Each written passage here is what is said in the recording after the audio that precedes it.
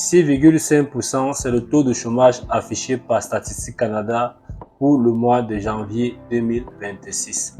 Tu peux peut-être juger que c'est une très bonne nouvelle pour toi qui est encore à l'extérieur du Canada et qui recherche tout simplement un emploi au Canada. Mais laisse-moi te dire, peut-être tu es en train de mal voir les choses. Cette situation peut être plutôt une situation défavorable pour toi. Dans cette vidéo, je t'explique tout cela. Je vais décortiquer tout simplement ces informations de Statistique Canada pour te permettre de mieux comprendre la situation et de mieux faire les choses afin de te démarquer, afin de ne pas te noyer dans des hypothèses, dans des croyances tout simplement négatives, sans toutefois comprendre exactement de quoi il s'agit. Vraiment, lorsqu'on dit qu'il y a 6% ou encore 6,5% de chômage au Canada. Donc, je vais commencer tout d'abord par te présenter les grandes lignes des informations que Statistique Canada a eu à publier.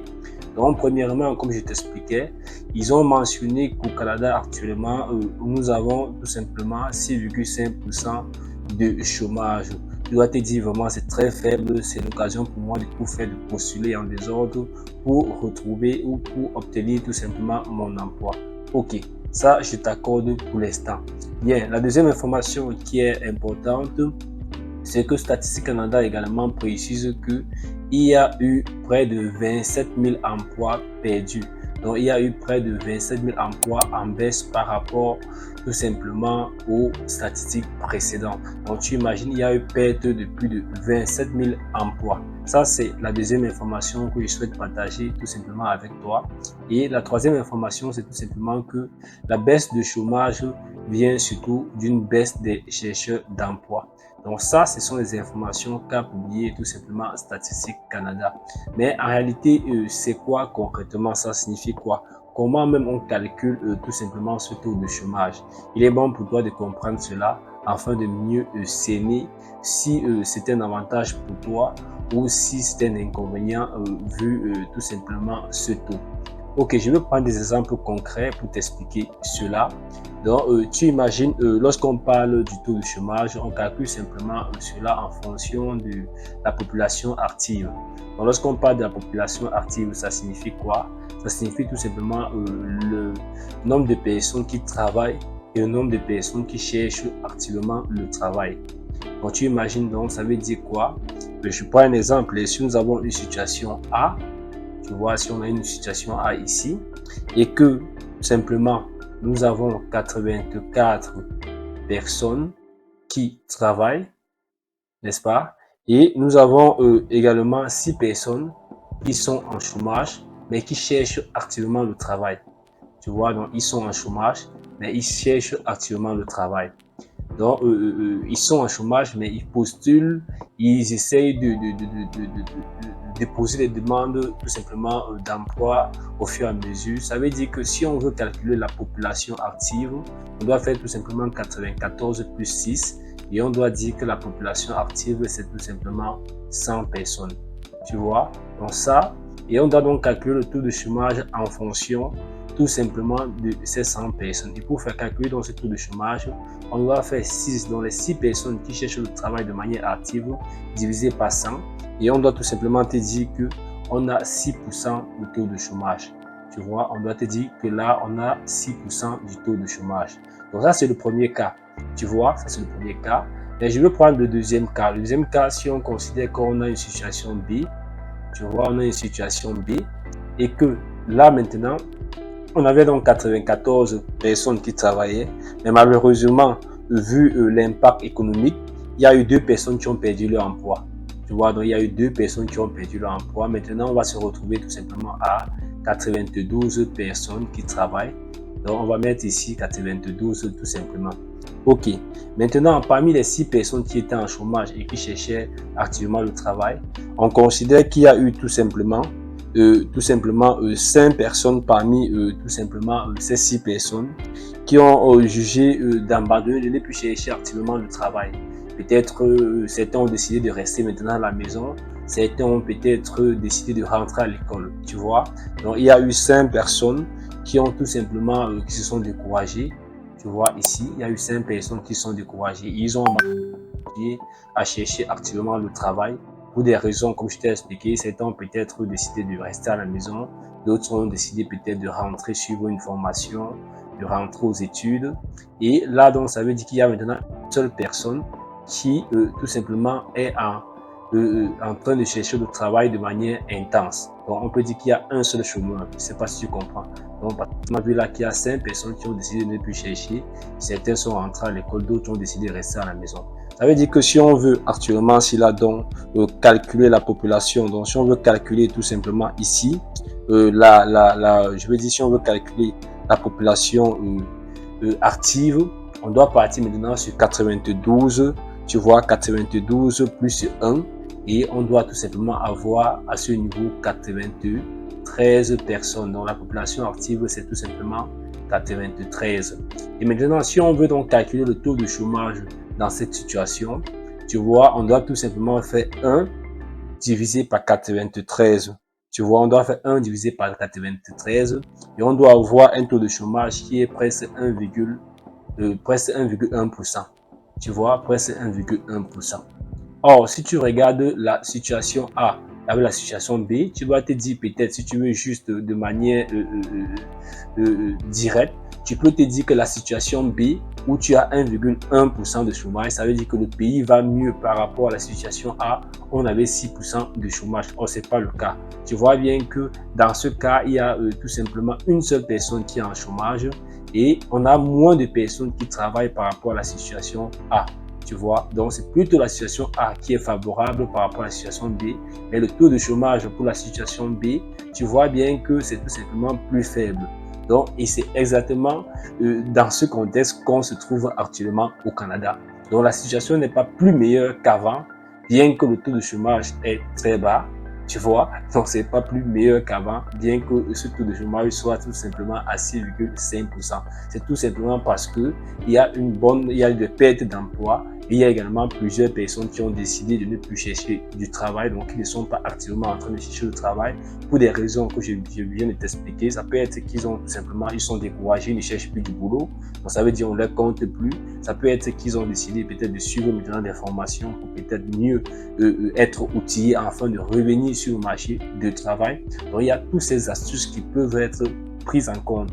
Donc voilà présenté, je pense que tu as bien compris maintenant la situation. Donc, il ne faudrait plus tout simplement te leurrer tout simplement par rapport au taux de chômage peut-être qui baisse et croire que c'est plus favorable pour toi. Non, ce n'est pas plus favorable.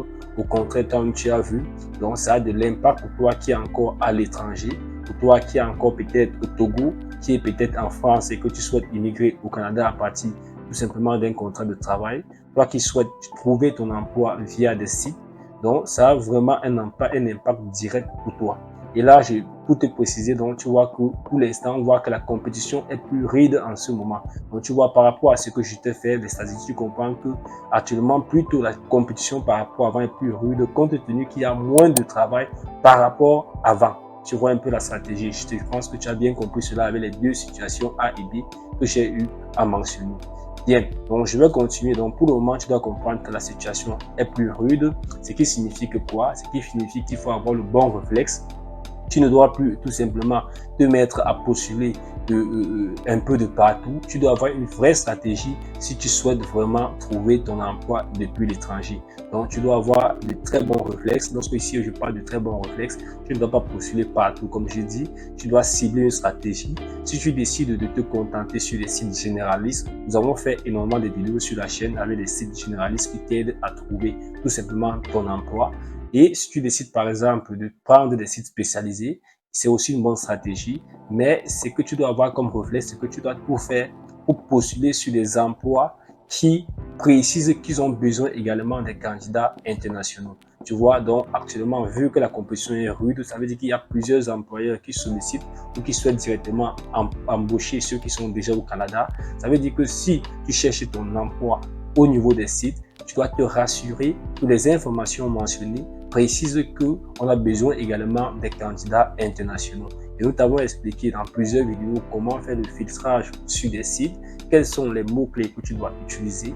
Si tu n'as pas vu tout simplement cette vidéo, je t'invite à aller regarder sur la chaîne. Tu peux tout simplement nous écrire là, tout simplement en commentaire. Tu m'écris par exemple, Chris, tu peux écrire là, Chris, j'ai besoin tout simplement des mots-clés pour les candidats internationaux. Et je vais t'envoyer la liste qui te permet tout simplement, lorsque tu es sur un site de recherche d'emploi au Canada, de taper ces mots-clés afin de trouver s'il y en a des emplois qui recherchent uniquement ou aussi des candidats internationaux. Ok, tu vois, nous sommes comme ça au niveau du site du gouvernement. Tu vois bien le gouvernement du Canada. Donc, voici donc les informations sur Statistique Canada. Tu vois bien, donc tu peux aller simplement sur le site. Tu passes sur le site, tu dois retrouver donc l'information. Ça a été publié le 6 février 2026. Tu vois la enquête sur la population active de janvier 2026, comme je t'expliquais. Donc, si on descend là, tu as toutes les informations. Tu as toutes les informations en fonction des villes, également tout simplement où le taux de chômage a baissé. Pourquoi? Comme je t'expliquais, où les emplois, tu vois bien ici, là, on te précise bien que l'emploi a diminué de 27 000 postes. Donc, l'emploi a diminué de 27 000 postes. Donc, comme je t'expliquais, donc il y a eu 27 000 postes qui ont tout simplement été réduits. Donc, tu peux comprendre effectivement la notion comme je t'expliquais. Donc, tu vois, tu as toutes les informations ici. On t'explique cela. Je t'invite vraiment à prendre du temps pour pouvoir consulter la page de Statistique Canada. Comme tu vois là, tu dois mieux comprendre un certain nombre d'informations. Tu as ici le taux de chômage, comme je t'ai expliqué, c'est baissé à 6,5%. J'ai fait tout simplement un cas pratique pour te montrer de quoi ça s'agit. Tu vois bien, on dit bien qu'à moins de personnes recherchent un emploi. Je t'ai expliqué les différentes raisons pour lesquelles peut-être les gens ne peuvent plus, les gens peuvent être découragés ou même les gens ne sont plus comptés parmi ceux qui cherchent activement un emploi. Donc, tu vois, tout est mentionné là, la baisse du taux de chômage dans les principaux groupes démographiques. Ça aussi, c'est important pour toi parce que tu dois affecter ta stratégie. Comme j'ai dit, il y a des zones où vraiment c'est inutile d'espérer trouver un emploi actuellement compte tenu que la concurrence est très forte.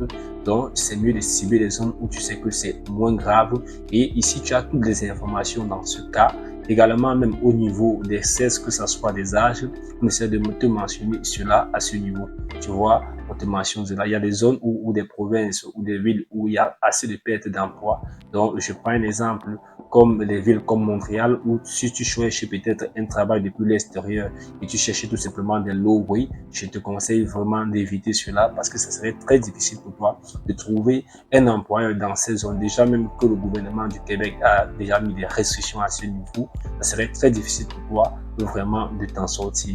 Donc voilà présenté, donc je t'invite, comme je t'expliquais, tu peux tout simplement, tu vois là, voilà la population active qui a été prise en compte, c'était 12 millions de personnes, tu as vu, c'est bien mentionné, j'ai pris un exemple pour mieux t'expliquer cela. Donc je te laisse, tu as le fichier, tu peux tout simplement aller sur le site du gouvernement canadien, tu tapes simplement, tu vois, tu tapes simplement le titre, enquête sur la population active janvier 2026, même sur Google, tu tapes ça, tu dois voir, ça doit sortir et tu pourras tout simplement, donc si je copie ça simplement là, donc tu pars sur Google, tu essaies de taper simplement cela.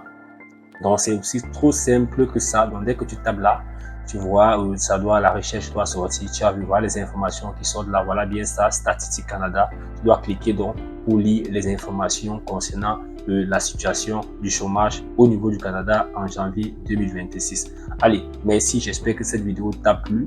Si tu as vraiment trouvé de la valeur sur cette vidéo, n'hésite pas, abonne-toi et like la vidéo, partage-la à plus d'un afin qu'elle puisse aider tous ceux-là qui ont besoin d'immigrer au Canada et qui ont des difficultés à comprendre un certain nombre d'informations du côté du Canada. Allez, à très bientôt.